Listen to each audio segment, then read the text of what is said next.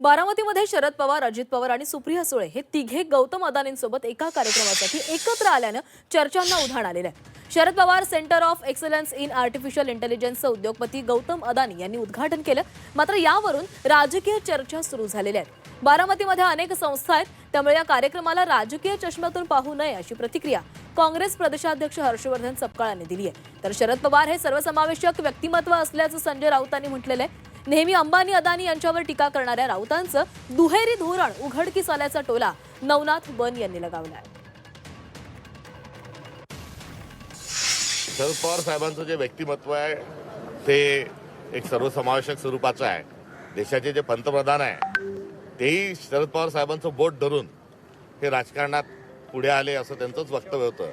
तर बोट धरून नरेंद्र मोदी गेले, पुढे गेले, तसंच पाया पडून अडाणी गेले असावेत असा त्याचा अर्थ आहे.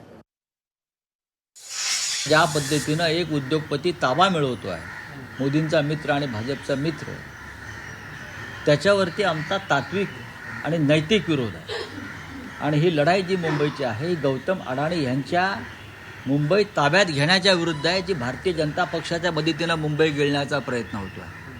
हां, ते उद्योगपती आहेत, अनेक उद्योगपती आहेत, पण त्यांच्या पद्धतीनं हव्यास कोणी मला कुठला इतर उद्योगपतीनं मुंबईच्या बाबतीत दाखवल्याचं दिसलं नाही इतक्या वर्षामध्ये. टाटा, बिर्ला, अंबानी, अनेक उद्योगपती या मुंबईमध्ये बिल्डर येऊन गेले.